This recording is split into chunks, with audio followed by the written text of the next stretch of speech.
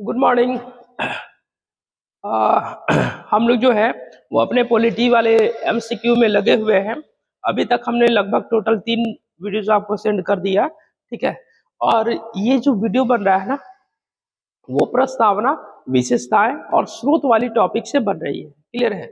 हम लोग इसके पहले लगभग 100 क्वेश्चन जो है पिछले वाले वीडियो में हमने देख लिया है। अब जो भी सवाल शुरू होगा वो कितने नंबर से होगा? 101 नंबर से। क्लियर है। और ये काफी बेहतरीन सवाल बनेंगे। इसमें से लगभग 2 सवाल कल बीपीएससी में पूछे जा चुके हैं, बाकी आगे हम लोग देखेंगे। और अगर आपकी तैयारी बिहार दरोगा और बीपीएससी लेवल की है ना, तो बिल्कुल आप या तो वीडियो से बने रहे, नहीं तो फिर क्लास को आके ज्वाइन कर ले। यहाँ पर उतनी क्षमता दी जाती है जिसमें आपकी पूरी प्राथमिक जीके जो है वो पूरा एकदम उसमें आ जाए। क्लियर है। चलिए आते हैं क्वेश्चन नंबर 101 से। कह रहा है कि सभी व्यक्ति पूर्णतः और समान रूप से मानव है। यह सिद्धांत जाना जाता है, कहां पर जाना जाता है? तो इसको हम लोग बोलते हैं सार्वभौमिकता। सार्वभौमिकता का मतलब ही होता है सबको एक रूप से मानव मानना। ठीक है। नेक्स्ट आते हैं क्वेश्चन नंबर 102 कि निम्नलिखित में से कौन भारतीय संविधान की प्रस्तावना में उल्लेखित नहीं है? मैंने आपको बताया है ना कि हमारे प्रस्तावना में जो न्याय है वो कितना है? 3 है। नहीं याद हो रहा है तो इन न्याय में 3 लेटर और ये भी 3। कौन कौन सा है बाबू? तो आर्थिक है, सामाजिक है, राजनीतिक है, जबकि धार्मिक न्याय का चर्चा कहीं भी नहीं किया गया है। ठीक है। तो ऑप्शन हम लोग क्या लगा लेंगे? ऑप्शन हम लोग लगा लेंगे डी, दिल्ली। नेक्स्ट आते हैं 103 नंबर। 103 कह रहा है कि निम्नलिखित में से भारतीय संविधान की प्रस्तावना को हमारे संप्रभु प्रजातांत्रिक गणतंत्र की जन्म कुंडली कहा है। जन्म कुंडली किसने कहा है? तो ऑप्शन हम लोग लगा लेंगे ऑप्शन डी, के एम मुंशी, कन्हैया लाल मणिकलाल मुंशी। क्लियर है। नेक्स्ट आगे बढ़ जाते हैं 103 के बाद 104। देखिएगा सवाल बिल्कुल काफी कितना बेहतरीन है। कह रहा है कि विचार करना है जी। चलिए ठीक है, कर लेते हैं विचार। विचार में क्या रखा है? खाएंगे अचार, करेंगे विचार। कह रहा है कि उद्देश्य प्रस्ताव 13 दिसंबर 1946 को प्रस्तुत किया गया। हाँ जी बिल्कुल सही, ये जो कथन है ना बिल्कुल सही है। उद्देश्य प्रस्ताव सरदार पटेल द्वारा लाया गया ना, सरदार पटेल नहीं, यहाँ पर होगा कौन? GL नेहरू। यानी कि कथन 1 तो आपका सही निकला, कथन 2 जो है वो गलत निकल गया। तो इसमें आंसर क्या हो जाएगा? ऑप्शन 1। ठीक है। उद्देश्य प्रस्ताव 13 दिसंबर 1946 को तीसरी बैठक में लाया गया था। 105 नंबर कि भारत एक गणतंत्र है और इसका मतलब क्या है? गणतंत्र का मतलब ही होता है क्या चीज? कि भारत में वंशानुगत शासन नहीं है। ऑप्शन लगा लेंगे सी। नेक्स्ट आते हैं 106। कह रहा है कि लोकहित मुकदमा, ठीक है, लोकहित मुकदमे की संकल्पना का प्रारंभ हुआ। ठीक है। ये कहां से हुआ? तो ये हुआ आपका कहां से? अमेरिका से। अब ये देखिए लोकहित मुकदमा, इसको हम लोग बोलते हैं पिल। ठीक है। Public interest litigation. और पिल जो है यानी कि जो जनहित याचिका है, जनहित याचिका, वो उठ के आया है। कहां से आया है? यूएसए से उठकर आया है। क्लियर। 107 नंबर कि न्यायिक पुनरावलोकन की व्यवस्था जो है, न्यायिक पुनरावलोकन जो है वो उठ के आया है अमेरिका से, लेकिन एक्चुअली वो भारत में भी है। तो इसलिए ऑप्शन क्या हो जाएगा कि भारत और यूएसए दोनों में है। भारत और यूएसए में दोनों में है न्यायिक पुनरावलोकन। न्यायिक पुनरावलोकन का मतलब होता है कि हमारे न्यायालय द्वारा अगर कोई गलत आदेश दे दिए गए हो तो उसको दोबारा मंगवाकर चेक करते हैं। ठीक। 108 नंबर निम्नलिखित में से कौन सी विशेषता भारतीय लोकतंत्र की नहीं है? ठीक है। कौन सी नहीं है भाई? तो यहाँ पर सत्तावादी सरकार, ये जो है ये बिल्कुल नहीं है। ऑप्शन लगाएंगे डी, ऑप्शन डी। जबकि हर एक चीज है, लोकतांत्रिक है, विधि का शासन है जो कि ब्रिटेन से आया है, एक संविधान संगत सरकार है, यानी कि संविधान के अनुसार हमारी सरकारें चलती हैं। 109 नंबर कह रहा है कि भारतीय संविधान के वृहद होने का कारण क्या है। अभी तो मैंने बताया ना कि भारतीय संविधान हमारा आखिर बड़ा क्यों है, बड़ा क्यों है, तो इसमें आप लगा लेंगे ऑप्शन क्या चीज डी, यह संघ तथा राज्य सरकारों का क्या है, संविधान। केंद्र का अलग संविधान है, राज्य का अलग संविधान है तो मतलब दोनों एक ही पुस्तक में, लेकिन मैं जो आर्टिकल की बात कर रहा हूँ, जो मैं अनुच्छेद की बात कर रहा हूँ, दोनों में क्या है, अलग अलग है। इसलिए हमारा संविधान छोटा ना होकर क्या हो गया, बड़ा हो गया। ठीक है। 110 नंबर, संविधान में हमारे राष्ट्र का उल्लेख किस नाम से किया गया है। हमारा जो देश है ना, वो देश आप एक ट्रिक याद कर लेंगे कि वो भाई है, भाई अर्थात भारत, और ई फॉर इंडिया। ठीक है, हम भारत के लोग, भारत शब्द आ गया, और we the people of India, India आ गया, और यही दो शब्द है जो हमारे देश को यहाँ पर दिखा रहे हैं। क्लियर, आगे बढ़ जाते हैं, आगे बढ़ रहे हैं। एक सवाल मेरे तरफ से सवाल ये है कि जो हमारा प्रस्तावना है, तो प्रस्तावना में भारत का उल्लेख कितनी बार किया गया है। आज ये मेरा सवाल है, मेरे तरफ से है। सवाल एक बार फिर से सुन लेंगे कि हमारे प्रस्तावना में भारत का उल्लेख कितनी बार किया गया है। आप इसका कमेंट दे जल्दी से। नेक्स्ट आते हैं 11 नंबर, कह रहा कि भारत के संविधान की उद्देशिका में कितने प्रकार के न्याय की व्यवस्था की गई। मैंने क्या बताया बाबू, मैंने ये बताया कि न्याय में कितने लेटर लिखे हुए हैं, 3। तो न्याय कितना हो जाएगा, 3। कौन कौन सा हो जाएगा, आर्थिक होगा, सामाजिक होगा, और कौन सा होगा, राजनीतिक होगा। क्लियर है। 112 नंबर पे कि भारत के संविधान के निर्माताओं का मत निम्नलिखित में से किसमें प्रतिबिंब होता है। भाई देख लीजिए कि संविधान के निर्माता जो हमारे संविधान बना रहे थे ना, उन्होंने क्या किया कि एक उद्देश्य प्रस्ताव लेकर आए। उद्देश्य प्रस्ताव ये था कि हम जो संविधान बनाए हैं वो क्यों बनाए हैं, उसका क्या उद्देश्य है। इसलिए इसमें आपका जो उत्तर लग जाएगा वो लग जाएगा क्या चीज, ऑप्शन ए, उद्देशिका। उद्देशिका, और ये उसी का प्रतिरूप है, ये उसी का क्या है, प्रतिबिंब है। ठीक, आते हैं 12 नंबर तक खत्म हुआ। नेक्स्ट लेवल 3, अब ध्यान से चलेंगे। लेवल 3 का मतलब उखाड़ कबाड़। क्लियर है। और ये जो आप सवाल देख रहे हैं ना, वो कहीं ना कहीं बीपीएससी का है, सीडीएस का है, एनडीए का है। ठीक है, तो अगर आप चाहते हैं कि इस प्रकार के सवालों को आप सॉल्व कर पाए, डुमराव के आसपास क्षेत्रों में बैठे हैं, तो भाई जल्दी ज्वाइन कर लो, मौका है, सिलेबस चल रहा है। आगे बढ़ते हैं कि प्रस्तावना से संबंधित कथनों पर विचार कीजिए। खाएंगे अचार, करेंगे विचार, कर लेते हैं। ठीक, क्या कर लेते हैं कि प्रस्तावना की उत्पत्ति जवाहरलाल नेहरू द्वारा 13 दिसंबर 1946 को प्रस्तुत उद्देश्य प्रस्ताव से हुई। कितना बेहतरीन सवाल है, ये जो भी कथन है ना बिल्कुल बेहतरीन, सही है। प्रस्तावना को उद्देशिका नहीं कहा गया है, बताइए तो। सुबह से चिल्ला रहे हैं, पिछले हर एक वीडियो में हम चिल्ला रहे हैं कि प्रस्तावना को ही उद्देशिका कहा गया है, ये एकदम गलत जवाब दे रहा है। ठीक है, तो ऑप्शन हमारा क्या हो जाएगा, ऑप्शन हो जाएगा 1, केवल एक सही है।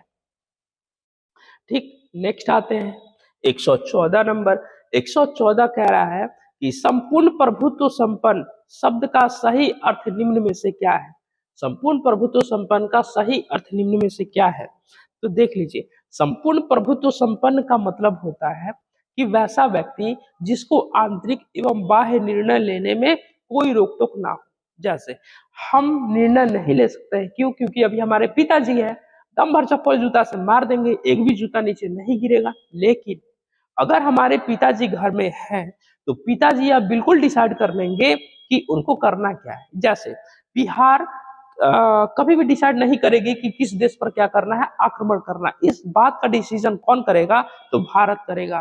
भारत के पास संपूर्ण प्रभुत्व संपन्न है, ठीक है, लेकिन बिहार के पास नहीं है। तो इसका मतलब क्या होता है कि आंतरिक एवं बाह्य मामलों में सर्वोच्च एवं स्वतंत्र निर्णय लेने की शक्ति। अगर जो भारत में सर्जिकल स्ट्राइक हुआ ना, तो सर्जिकल स्ट्राइक में भारत जो है वो बिल्कुल निर्णय ले लिया। क्या उसमें बिहार रोकने आया? बिल्कुल नहीं। अगर बिहार सर्जिकल स्ट्राइक नेपाल पे चलाना पड़े तो क्या चला सकता है? बिल्कुल नहीं, उसे यह अधिकार बिल्कुल भी नहीं है। आते हैं नेक्स्ट 115 पर। निम्नलिखित कथनों पर विचार करना है। कर लेते हैं विचार। विचार करने में क्या है कि किस्वा भारतीय बनाम केरल राज्य 1973 मामले में प्रस्तावना को संशोधनीय माना। ये जो कथन है ना, बिल्कुल सही है। केशवानंद ने यह बोला कि जो प्रस्तावना है वो संविधान का भाग है, और जब भाग है तो संशोधन भी हो सकता है। जैसे मैं अपने घर का भाग हूं, अगर घर में हूं तो मुझे मार पीट के नाम चाकर करके कुछ भी बनाया जा सकता है। बात आ रही है समझ में? ठीक है। नेक्स्ट, बेरूबारी संघ 1960 के मामले में प्रस्तावना को संशोधनीय बनाया नहीं, ये नहीं माना था। इसलिए ऑप्शन क्या हो जाएगा? ऑप्शन हो जाएगा केवल एक। ठीक है। नेक्स्ट आते हैं क्वेश्चन नंबर 116 कि राजनीतिक लोकतंत्र तब तक अस्थायी नहीं बन सकता जब तक कि उसके मूल्यों में समाजी लोकतंत्र नहीं हो। यह जो कथन है वो किनका था? तो ये कथन था भीमराव अंबेडकर का। ऑप्शन लगा लेंगे बाबू, ऑप्शन बी। नेक्स्ट, विधि और स्वाधीनता के बीच सबसे उपयुक्त संबंध को निम्नलिखित में से कौन सा प्रतिबिंबित करता है? देख लीजिए, ऑप्शन लगाएंगे बी। यदि विधि नहीं तो स्वाधीनता भी नहीं। स्वाधीनता का मतलब होता क्या है कि कैद। अगर आप किसी व्यक्ति को अपने अंडर लाना चाहते हैं तो उस पर जब तक आप विधि नहीं बनाइएगा, जब तक रूल नहीं बनाइएगा, तब तक कहां से कर सकते हैं? जैसे हम एक कुत्ते को अपने अंडर लाना चाहते हैं तो कुत्ते के लिए हम लोग रूल बनाते हैं कि तुमको यहाँ बैठना है, ये करना है, ऐसे हाथ करना है, तो वो कुत्ता समझ जाता है। क्लियर ना? ये चीज है कि यदि विधि नहीं तो स्वाधीनता भी नहीं। नेक्स्ट आते हैं 118। 118 कह रहा है कि भारत के संविधान की उद्देशिका के बारे में कौन सा कथन सही है? देख लेते हैं भाई। उद्देशिका के बारे में बात किया है, कर लेते हैं। कह रहा है कि उद्देश्य संकल्प जवाहरलाल नेहरू द्वारा प्रस्तावित किया गया। जी बिल्कुल किया गया था, और संविधान सभा द्वारा पारित किया गया था, जो अंततः उद्देशिका बना। बिल्कुल सही, यानी कि जो पहला है ये बिल्कुल सही निकला। उद्देशिका का विचार संयुक्त राज्य अमेरिका के संविधान से लाया गया है, यानी कि प्रस्तावना कहाँ से उठ के आया? अमेरिका से उठ के आया है। जी बिल्कुल। अगर मैं प्रस्तावना की बात करूं, मैं उद्देशिका की बात करूं, तो कहां से उठ के आया है? अमेरिका से उठ कर आया है। क्लियर है? नेक्स्ट, समाजवादी और पंथ निरपेक्ष शब्द जो है वो 42वें संशोधन द्वारा अपनाए गए। जी बिल्कुल। आप कहिएगा ये सर भाई दो गो नहीं, एगो इसमें छोड़ दिया है। क्या छोड़ा है? तो अखंडता। यानी कि जो आप छोटे छोटे सवाल लगाए हैं ना, उसी का ये बड़ा बड़ा रूप है। नेक्स्ट आते हैं। उद्देशिका भारत के नागरिकों के मूल अधिकारों को समाहित करती है ना। मूल अधिकार कहां से? ये तो न्याय देती है, ये तो स्वतंत्रता देती है। यानी कि ऑप्शन क्या हो जाएगा? 1 2 3। ऑप्शन लगाएंगे ए, यही सही है। Next 119 number. 119 कह रहा है कि भारत के संविधान की उद्देशिका के संबंध में निम्नलिखित में से कौन सा कथन सही नहीं है? ठीक है, ऑप्शन लगा लेंगे कौन सा सही नहीं है। तो उद्देशिका संविधान का एक अंश है। जी बिल्कुल है। इसमें संविधान के उद्देश्यों का उल्लेख है। हाँ जी है। कह रहा है कि 1976 में उद्देशिका में समाजवादी शब्द जोड़ा गया। हाँ जी बिल्कुल है। और शब्द पंथ निरपेक्ष सदैव उद्देशिका का अंश था ना, यही तो गलत कर बैठा। क्यों? क्योंकि पंथ निरपेक्ष जो था ना वो शुरू से नहीं था। ये कब आया? 1976 में आया। और यहीं पे इसने गलती बोल दिया। क्या बोला? कि सदैव उद्देशिका का अंश था ना, ये बाद में लाया गया। तो उत्तर क्या हो जाएगा? Option D. क्लियर है? नेक्स्ट आते हैं क्वेश्चन नंबर 120 में। कह रहा है कि निम्न शब्दों पर हमें विचार करना है। करते हैं विचार। इसका एक क्रम दीजिए। क्रम कैसा है? संपूर्ण प्रभुत्व संपन्न, यानी कि सबसे पहला ये हो गया। ठीक है। उसके बाद समाजवादी, उसके बाद पंथ निरपेक्ष, उसके बाद प्रजातांत्रिक लोक गणराज्य, यानी कि ऑप्शन 3 1 4 वाला होना चाहिए। 3 1 4 2 ऑप्शन लगा लेंगे ऑप्शन ए। ये बाबू शब्द पूछ लिया है, संपूर्ण प्रभुत्व संपन्न, उसके बाद समाजवादी, उसके बाद पंथ निरपेक्ष, उसके बाद लोकतांत्रिक गणराज्य। ठीक, आगे बढ़ते हैं, आगे बढ़ते हैं 121 नंबर पे। तो 121 नंबर जो है वो कह रहा है, क्या कह रहा है देख लेते हैं कि निम्नलिखित शब्दों में से कौन से ऐसे शब्द हैं जो 42वें संवैधानिक संशोधन द्वारा प्रस्तावना में जोड़े गए। भाई अब तो आप नींद में भी ये सवाल लगा लोगे, कैसे? आप कहोगे कि सर समाजवादी जोड़ा गया, पंथ निरपेक्ष जोड़ा गया और अखंडता जोड़ा गया। अखंडता कहीं दिख रहा है क्या? नहीं दिख रहा है, तो उत्तर हमारा हो जाएगा 1 और 3। 1 और 3 इसमें कहा है ऑप्शन बी, 1 और 3। क्लियर है? नेक्स्ट आते हैं, संविधान की प्रस्तावना के बारे में कौन सा सही है, देख लेते हैं। प्रस्तावना में इसने बोला है, देखिए कह रहा है कि समाजवादी धर्मनिरपेक्ष शब्द 1950 में लागू संविधान के अंग नहीं थे। बिल्कुल भाई नहीं थे। क्यों नहीं थे? क्योंकि इसको बाद में जोड़ा गया। कब जोड़ा गया? 42वां संविधान संशोधन 1976 में इसको जोड़ा गया है। ठीक है, ऑप्शन लगा लेंगे सी, ऑप्शन सी।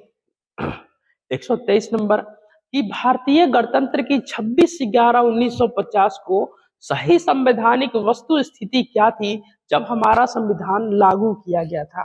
तो भाई 1950 में बात कर रहा है ना, तो 1950 में हमारे पास कुछ नहीं था, हमारे पास सिर्फ और सिर्फ था क्या चीज? ऑप्शन इसमें हो जाएगा, इसमें हो जाएगा ऑप्शन सी, संपूर्ण प्रभुत्व था, लोकतंत्रात्मक गणराज्य थे।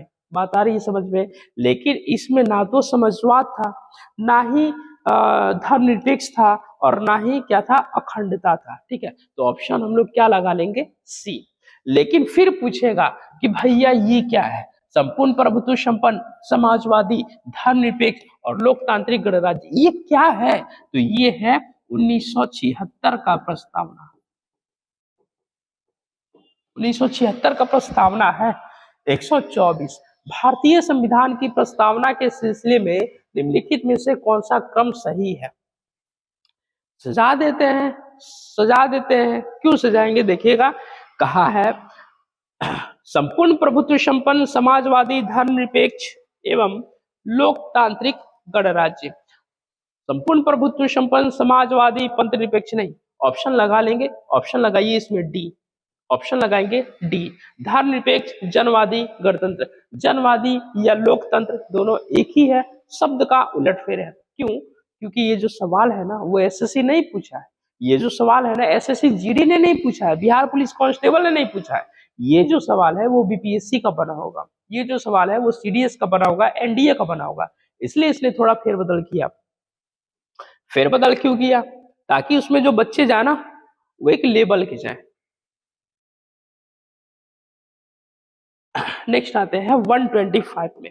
125 कह रहा है कि भारतीय संविधान की प्रस्तावना में निम्नलिखित में से किस स्वतंत्रता का वर्णन नहीं? भाई स्वतंत्रता कितने प्रकार के? स्वतंत्रता 5 प्रकार की। ठीक है, आप देखिए 1 2 3 4 5 टोटल कितने? तो 5। ठीक है, विचार है, विचार है, विचार प्रकट भी है, विश्वास है, धर्म है, उपासना है, जबकि आर्थिक स्वतंत्रता जो है वो बिल्कुल भी नहीं है। ऑप्शन क्या लगाएंगे? ऑप्शन हम लोग लगा लेंगे 125 का डी। इतना क्लियर है? चलिए नेक्स्ट आगे बढ़ जाते हैं, 126 पर आते हैं।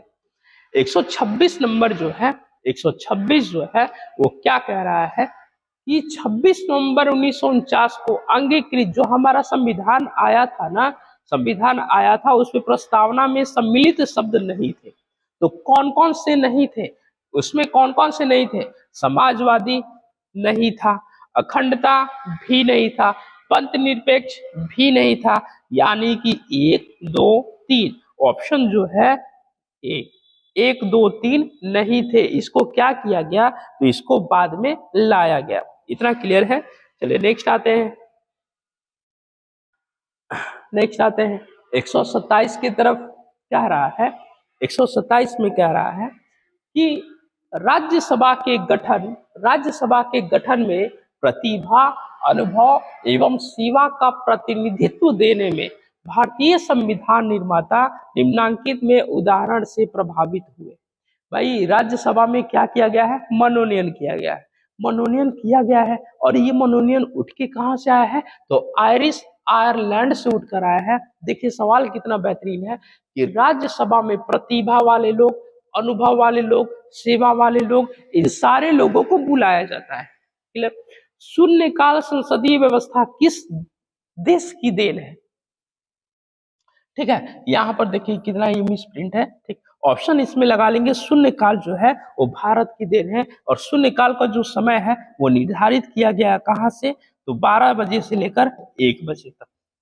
ठीक है, 12 बजे से लेकर 1 बजे तक। लेकिन आप कमेंट करेंगे कि 11 से 12 का समय क्या निर्धारित किया गया है? 11 से 12 क्या है? हमें तो ये पता चला कि 12 से 1 क्या है? शून्यकाल है। लेकिन 11 से 12 क्या है? आप ये कमेंट करके मुझे बताएं। 129 नंबर कि भारतीय संघवाद को सहकारी संघवाद किसने कहा है? ऑप्शन लगा लेंगे क्या चीज? जी ऑस्टिन। ऑप्शन हो जाएगा ए। नेक्स्ट 130 नंबर कि भारतीय राजनीतिक पद्धति के बारे में निम्न में से कौन सही नहीं है? देख लेते हैं भाई। भारत एक धर्मनिरपेक्ष राज्य है, जी बिल्कुल सही है। संसदीय पद्धति की सरकार है, हाँ, ये भी बिल्कुल सही है। आगे बढ़ जाते हैं 130 नंबर पर। 130 संघीय नीति का है। ठीक है, राष्ट्रीय पद्धति की सरकार है। नहीं नहीं, ऑप्शन यहाँ ऑप्शन डी और ऑप्शन संसदीय। ठीक है, संसदीय होगा। इसमें हम लोग उत्तर लगाएंगे ऑप्शन डी। इसमें हम लोग उत्तर लगाएंगे option D. Option D clear है। नेक्स्ट, संविधानितर अधिकार का अर्थ होता है, संविधानितर का मतलब होता है संवैधानिक नहीं, यानी कि वह शक्ति जो संविधान सम्मत नहीं है, अर्थात संवैधानिक नहीं है। इस शब्द को भाई पकड़ लो, संविधानितर का मतलब होता है संवैधानिक नहीं। ठीक, नेक्स्ट 132 नंबर। 132 कह रहा है कि भारतीय संविधान अधिक कठोर तथा अधिक लचीले के मध्य एक अच्छा संतुलन स्थापित करता है। और यह जो कथन है वो किसका है? ठीक है, यह जो कथन है वह किसका है? तो आप लोग लगा लेंगे क्या चीज? भीमराव अंबेडकर का। ऑप्शन लगाएंगे ऑप्शन ए, भीमराव अंबेडकर का। क्लियर है। नेक्स्ट आते हैं 133 कह रहा है कि किसने कहा था कि भारत एक अर्धसंघात्मक राज्य है? अर्धसंघात्मक राज्य है। ऑप्शन लगा लेंगे डी, केसी बियर। केसी बियर। नेक्स्ट 134 निम्नलिखित कथनों पर विचार कीजिए। जी बिल्कुल कर लेते हैं कि भारत एक लोकतांत्रिक राज्य व्यवस्था है। जी हाँ बिल्कुल है भाई, कथन ये बिल्कुल सही है। ठीक, भारत एक प्रभुत्व संपन्न राज्य है। जी हाँ बिल्कुल है। भारत एक लोक कल्याणी है। जी हाँ बिल्कुल है। भारत एक कल्याणकारी राज्य है। जी हाँ बिल्कुल है। तो ऑप्शन चारों क्या है? चारों सही है, इसलिए ऑप्शन क्या हो जाएगा? ऑप्शन हो जाएगा डी 1, 2, 3 एंड 4। ठीक, नेक्स्ट आते हैं 135 नंबर। 135 कह रहा है कि भारत के संविधान के उद्देश्यों में से एक के रूप में आर्थिक न्याय का किसमें उपबंध किया गया है? पता है ये आर्थिक न्याय? तो आर्थिक न्याय जो है वो आया है उद्देशिका में भी आया है, और हमारे राज्य के नीति निर्देशक तत्व से भी उठकर आया है। ऑप्शन लगा लेंगे बी। आपको पता होना चाहिए कि प्रस्तावना तो हम लोग पढ़ लिए, तो प्रस्तावना में ये पता चल गया कि न्याय कौन से है। जब हम लोग राज्य के नीति निर्देशक तत्व पढ़ेंगे ना, तो इसमें भी पता है कि आर्थिक देने की बात की गई है। आर्थिक न्याय एक्चुअली आर्थिक न्याय होता क्या है?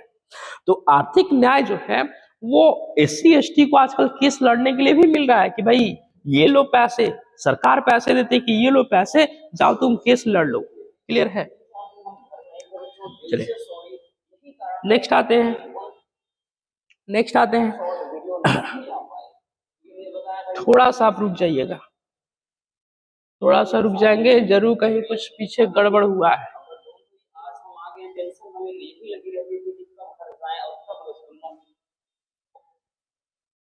मेरे बच्चों, क्या हाल चाल? बढ़िया सा, उम्मीद है आप सब।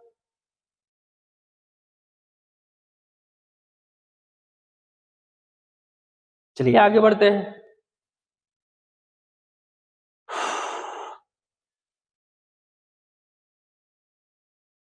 चलिए 135 में हमने क्या लगाया, तो 135 का हम लोग लगा लिए ऑप्शन, क्या चीज, ऑप्शन बी।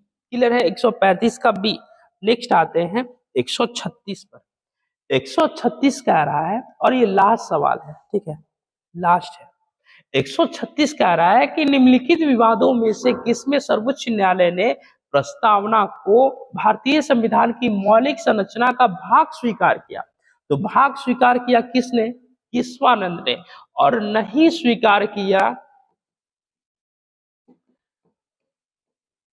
नहीं स्वीकार किया किसने, बेरुबारी ने। इस सवाल का उत्तर जो है वो हो जाएगा क्या चीज, ऑप्शन डी। और यहां पर होता है चैप्टर 2 फिनिश। क्लियर है। अब एक बात बताते हैं कि जितना सारा एमसीक्यू का वीडियो गया है ना, इसको बार बार आप रिवाइज कीजिए। रिवाइज करने से क्या होगा कि एग्जाम में जब इस टाइप के सवाल पूछेंगे ना, तो बिल्कुल कंसेप्चुअली जाकर आप वहां पर टिक कर सकते हैं। अगर आपको प्रॉब्लम हो रही है तो आप डायरेक्ट फिर हमसे पूछें। बात आ रही है समझ में। ये एमसीक्यू लगाने का फायदा है, आप एमसीक्यू लगाकर किसी बुक का अध्ययन करें ना तो ज्यादा फायदा करेगा। क्लियर है। तो अब आते हैं, यहां तक एमसीक्यू हुआ खत्म। अब जो हमारा नेक्स्ट जो बुकलेट आएगा, उस बुकलेट का एमसीक्यू यहाँ पर कराया जाएगा। ठीक है, तो आप लोग अच्छे से बिल्कुल एक एक सवाल को ध्यान से करते रहेंगे। जहां भी आपको कोई भी प्रॉब्लम हो तो प्रॉब्लम जाके या तो कमेंट में लिख देना है, वहां पे भी जवाब दिया जाएगा, या तो फिर कॉल कर लेना है, वहां भी आपको जवाब दिया जाएगा। ठीक है, बाकी बने रहने के लिए धन्यवाद।